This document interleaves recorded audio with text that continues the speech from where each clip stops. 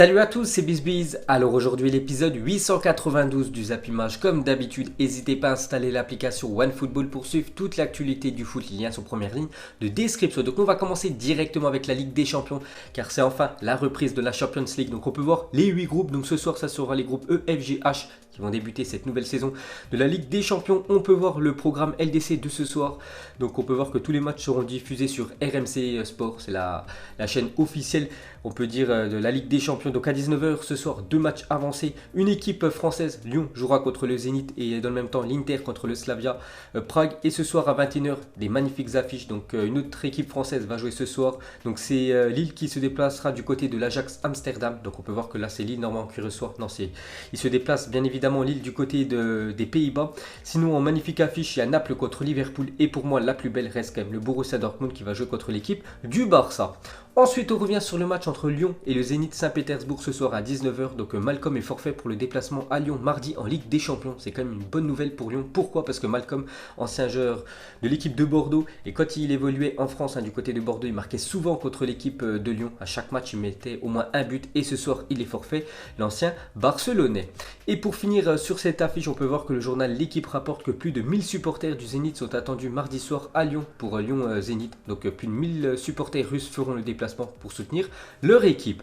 Ensuite les gars, on va parler de la plus belle affiche pour moi ce soir. Donc c'est vrai qu'il y a Naples-Liverpool, mais pour moi la plus belle reste quand même Dortmund contre l'équipe du FC Barcelone. Et on va parler d'un joueur qui est vraiment en ultra fort en ce début de saison avec l'équipe allemande. C'est Jadon Sancho, 19 ans, a disputé ce week-end son 50e match en Bundesliga. Donc regardez ses stats, 15 buts et 26 passes décisives. Donc il est impliqué sur 41 buts avec l'équipe de Dortmund sur ses 50 matchs qu'il a fait dans le championnat allemand. C'est pour vous dire que c'est un jeune crack, il a seulement 19 ans et ce soir bien évidemment il sera titulaire contre l'équipe du Barça. Ensuite cette fois-ci une déclaration de Marco Reus qui est en conférence de presse hier avant le choc ce soir contre le Barça. Il a dit Messi, tout le monde sait qu'il est le meilleur au monde, nous serions heureux s'il jouait ce soir, mais même dans ce cas nous avons une équipe assez bonne pour le battre lui et son équipe. Donc il met la pression quand même sur Lionel Messi. Il dit que le Borussia Dortmund, même si ce soir on peut dire que Messi est titulaire, voilà, Dortmund va gagner contre cette équipe du Barça. Donc il met un coup de pression sur Lionel Messi. Donc on verra ce que ça va donner ce soir lors de ce choc.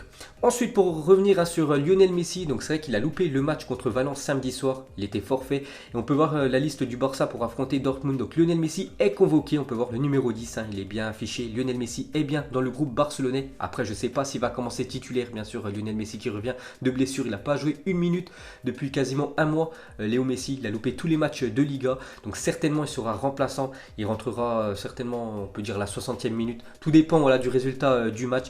Mais voilà, Messi est dans le groupe et ça, c'est une très bonne nouvelle.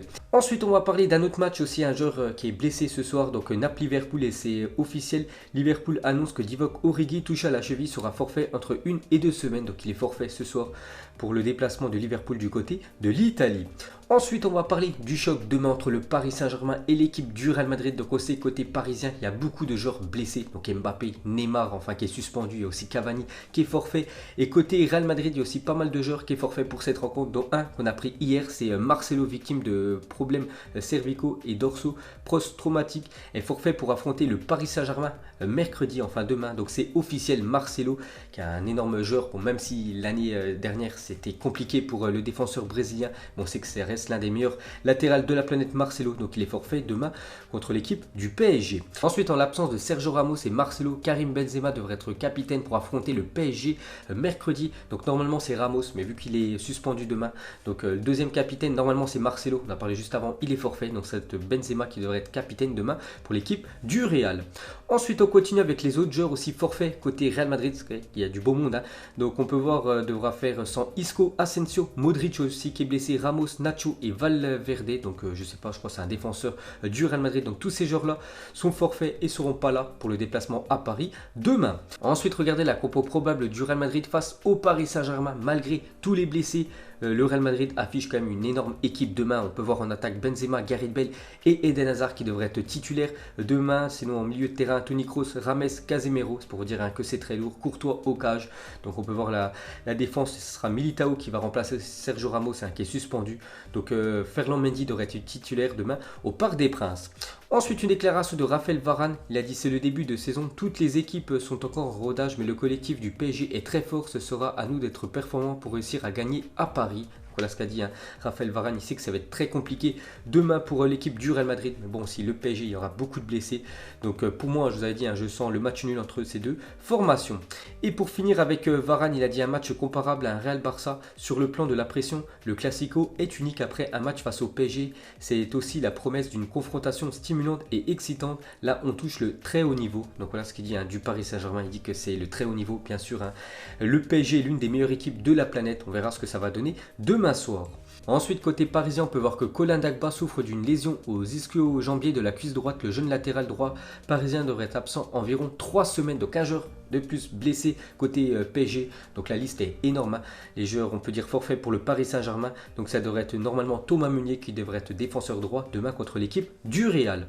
Et pour finir sur cette magnifique affiche PSG Real Madrid, on peut voir l'arbitre qui joue quand même un rôle très important dans une rencontre. Donc c'est l'arbitre anglais Anthony Taylor, arbitrera la rencontre PSG Real Madrid demain soir. Donc lui c'est un arbitre qui évolue souvent en première ligue pour ceux qui regardent le championnat anglais. Il arbitre les plus gros matchs en PL. Donc ça sera lui demain l'arbitre. Ensuite, une déclaration de Wanda Nara, donc c'est la femme et agent de Mauro Icardi. Elle a dit: je ne connaissais pas ce stade, donc le Parc des Princes, mais Mauro a été très bien accueilli. Les supporters ont soutenu l'équipe du début à la fin, donc c'était contre Strasbourg samedi. C'était émouvant, nous avons choisi un club que personne n'aurait pu refuser. Mauro est très content, donc on peut voir que Icardi est vraiment content d'avoir rejoint le Paris Saint-Germain. Donc demain, il sera certainement titulaire, l'attaquant argentin. Et pour finir avec le Paris Saint-Germain, une déclaration de Leonardo. Il a dit: je crois que c'est le moment d'arrêter de parler de Neymar. Cette équipe a besoin de calme, de sérénité. Donc c'est vrai que le feuilleton Neymar, on peut dire, est clos. C'est fini. Voilà, il fera une saison de plus au Paris Saint-Germain. Maintenant, aux joueurs brésiliens de se racheter, parce que c'est vrai que c'est plutôt moyen quand même ce qu'il a fait pendant cet été, surtout en l'encontre de son club du Paris Saint-Germain. Donc maintenant à lui de faire des gros matchs avec le PSG. C'est vraiment juste dommage qu'il loupe les 3 premiers matchs de Ligue des Champions. J'aurais bien voulu le voir demain titulaire contre l'équipe du Real. Ensuite, on clôture cette page Coupe d'Europe. On va parler de Eduardo Camavinga, âgé d'à peine 16 ans, a été élu meilleur joueur du mois d'août en Ligue 1. Il devient par la même occasion le plus jeune joueur récompensé de ce trophée dans l'histoire de l'UNFP. Donc félicitations à Camavinga. On avait le choix entre lui, un joueur de Nîmes, et Baptiste René, le gardien de Toulouse. Et c'est Eduardo Camavinga qui a été élu meilleur joueur du championnat de France pendant ce mois d'août. Ensuite, une déclaration de Cristiano Ronaldo. Donc hier, j'avais dit que Cristiano Ronaldo avait complètement fondu en larmes. Voilà, quand le journaliste avait évoqué son père, qu'il a dit: je ne connaissais pas vraiment mon père à 100%. C'était quelqu'un qui buvait de l'alcool. Je n'ai jamais eu une conversation normale avec lui. C'était difficile. Donc son père est décédé quand Cristiano Ronaldo avait 20 ans. Ensuite, à parler de Daniel Malen, 20 ans, a inscrit un quintuplé ce samedi avec le PSV lors de la victoire de son équipe 5-0 contre Vitesse, une équipe aux Pays-Bas le 6 septembre dernier. Donc il y a quelques jours, il inscrivait tout juste son premier but en sélection avec les Pays-Bas et face quand même à l'Allemagne. On en avait parlé il y a quelques jours. Et ce week-end, il a inscrit quand même 5 buts pour son équipe. Son équipe s'est imposée 5-0. Il a marqué tous les buts de la rencontre. Donc c'est un jeune joueur, il a seulement 20 ans. Donc il faut se souvenir quand même de son nom, parce que 5 buts en un match, voilà, c'est plutôt rare. Ensuite, regardez le tableau de la Coupe du Monde des clubs, donc qui se déroulera au Qatar en 2019, donc en décembre 2019. Donc la saison dernière, c'était le Real Madrid, c'est toujours le vainqueur de la Ligue des Champions, qui joue contre les autres vainqueurs des Ligues des Champions sur les autres continents. Donc on peut voir que Liverpool accède directement en demi-finale. Voilà, ils joueront simplement, on peut dire, 2 matchs, la demi-finale et bien sûr s'il la gagne, la finale. Donc on en reparlera d'ici là, donc ça sera en décembre prochain. Ensuite, des nouvelles de Zlatan qui a inscrit son 3e triplé avec les Los Angeles Galaxy, c'était avant-hier. Donc félicitations à Zlatan qui est toujours autant, on peut dire, performant partout où il passe. Donc 3 buts pour lui avant-hier avec son équipe américaine. Donc auteur de 26 buts depuis le début de saison, Ibrahimovic a battu le record du nombre de buts marqués en une seule saison par un joueur des Los Angeles Galaxy, tout simplement Zlatan. Donc voilà, il a encore battu une fois de plus un record pour cette nouvelle équipe qu'est le Los Angeles Galaxy. Et pour finir avec lui, donc 26 buts en 25 matchs cette saison. Donc ça fait plus d'un but par match. Donc c'est pour vous dire qu'il est en ultra forme. Et depuis qu'il est arrivé en MLS, il a fait 51 matchs, il a marqué quand même 47 buts. Il a 37 ans, Zlatan Ibrahimovic, qui, moi je suis sûr qu'il reviendrait en Europe cette saison. Il serait titulaire dans quasiment tous les clubs de la planète. Et pour finir avec Zlatan, une déclaration de Thiago Silva, ancien coéquipier du joueur suédois quand les deux évoluaient du côté du Milan AC. Donc il a dit: un jour Zlatan s'est disputé avec Gattuso dans le vestiaire et la situation a dégénéré. Il y avait une poubelle à côté, Zlatan a pris Gattuso et l'a mis dedans. Gattuso remuait les jambes mais il ne pouvait pas sortir, ça l'a mis encore plus en colère. Donc voilà une petite info, une petite anecdote entre Zlatan et Gattuso, l'ancien entraîneur de l'équipe du Milan AC. Ensuite, hier soir, une grosse embrouille a éclaté entre deux joueurs de la même équipe lors de Aston Villa West Ham. Donc, c'était le dernier match de Première Ligue. Donc, déjà, c'est clôture à 0-0. C'est pour ça qu'on va pas en parler. Mais on peut voir que El Ghazi et Mings ont fait une tête contre tête et ont dû être séparés par des coéquipiers pour mettre fin à la brouille. L'arbitre a même hésité à les exclure. Donc, c'est quand même deux joueurs de la même équipe qui ont failli se battre hier en Angleterre. Ensuite, petit détour en Italie car hier, il y avait aussi un dernier match de cette troisième journée de Serie A. C'était le Torino qui joue contre l'Lecce, une équipe promue. Et c'est l'équipe qui est promue, qui a gagné ce match 2-1. Donc c'est les 3 premiers points pour Lecce. On peut voir le classement de cette Serie A. C'est toujours l'Inter qui est en première position. Ils ont fait 3 matchs, 3 victoires, 9 points. On peut voir que la Juventus est actuellement 3e position. Et pour finir avec le championnat italien, encore un scandale hier. Donc je vais vous expliquer tout ça. Donc les propos choquants et racistes de Luciano Passirani. Donc hier sur le plateau de Top Calcio 24 à l'encontre de Romelu Lukaku. Donc il a dit c'est l'un des plus forts attaquants et je l'apprécie pour ça. Le seul moyen de l'arrêter c'est de lui donner 10 bananes à manger. Donc il a dit ça quand même à un plateau télé. Hein, c'est ce journaliste italien. Donc il a été suspendu direct après de la chaîne. Donc ça se fait pas quand même de dire ça. Donc en Italie c'est abusé les faits racistes qu'il y a, que ce soit dans les stades et maintenant c'est les journalistes qui s'y mettent. C'est quand même incroyable de voir ça en 2019.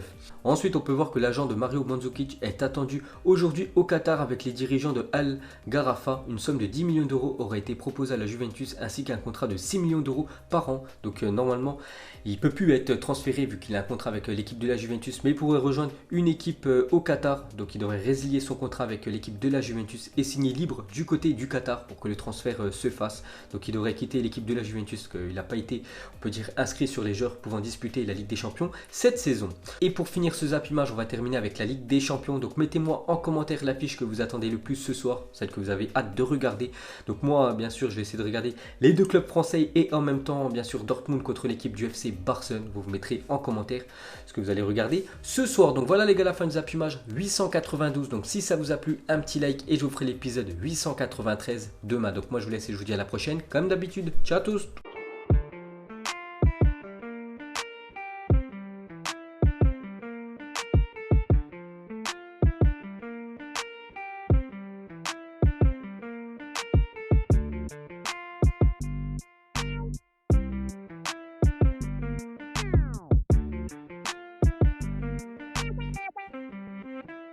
Non-formidable.